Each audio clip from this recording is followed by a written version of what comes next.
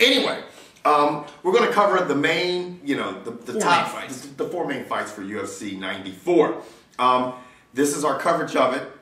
Everybody take the time to go, you know, and I don't understand this. Go over to the forum and join. Are you scared to join the forum? Well, no, I mean, they join, but they don't say anything. Say something.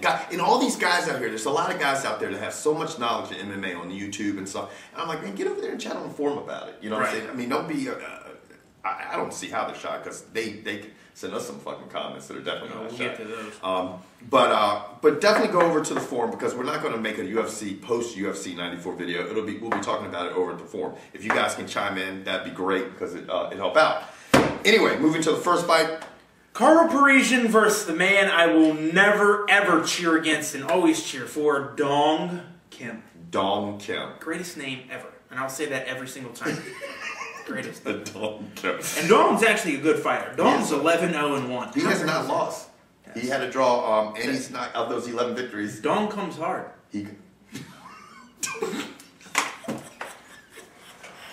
I had to say that. Yeah, Dong comes hard. That's pretty good. I like that. He's got out of his 11 wins, he's won 6 by TKO. KARO Parisian is his opponent, and KARO's 18-5 with half of his wins coming by submission. Right. I would venture to say this is going to be a classic one where KARO's going to try to take him down. Dong wants to keep it standing. Looks like it's going to be somebody's takedown defense versus somebody's takedown ability. Right.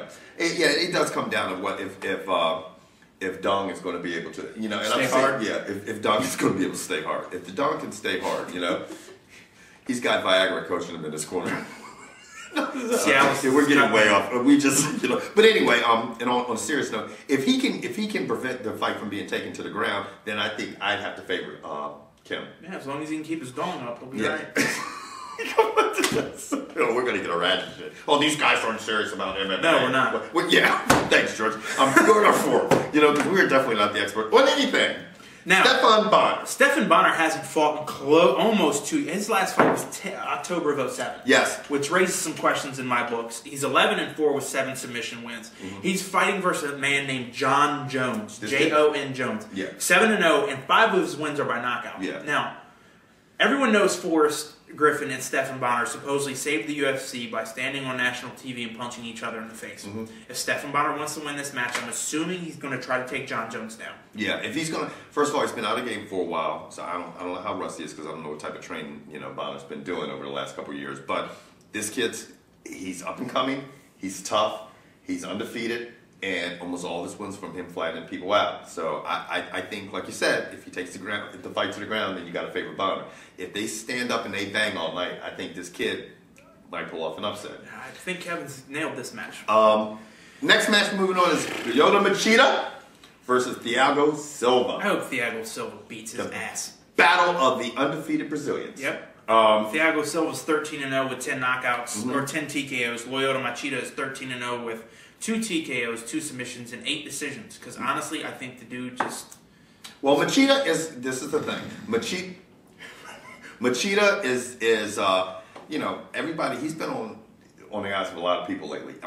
You know, he is a technician. He is a methodical fighter. He takes his time with everything. I don't think he's going to be able to do this with this guy. So this guy's going to come at him. Right. And if you look at the records, Silva's 13-0, and 10 of those by TKO. You know, this guy will just stand up and bang with you. If he can't keep him off him, I got to favor Silva. Yeah, I think Silva's going to come out and press the match. And I think he's going to have the ability, the quickness, and the speed to stay up with him, which is something Tito obviously didn't have when he fought Machida.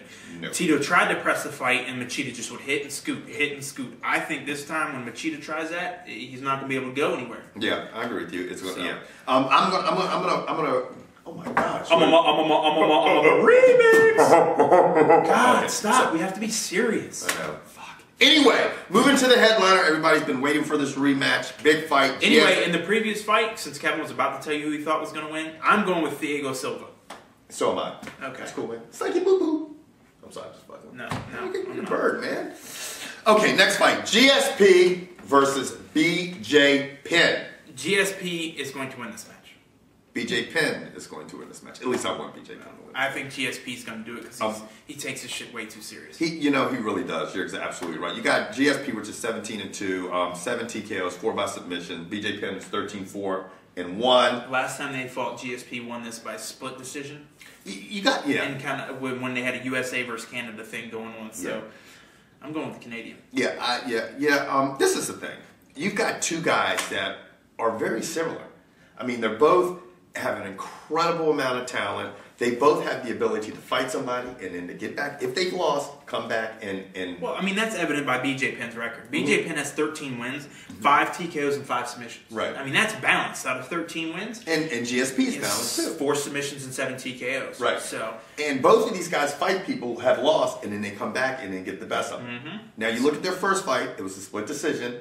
And now most people would say, well, GSP has the ability to come back and whoop your ass after he's fought you the first time. People say the same thing about BJ Penn.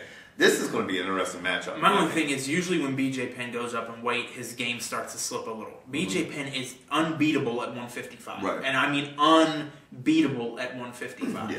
So I'll be interested to see how, I mean, like Kevin said, last time they fought it was a split decision. I don't see it being split. I think these guys genuinely respect each other but don't necessarily like each other. Right.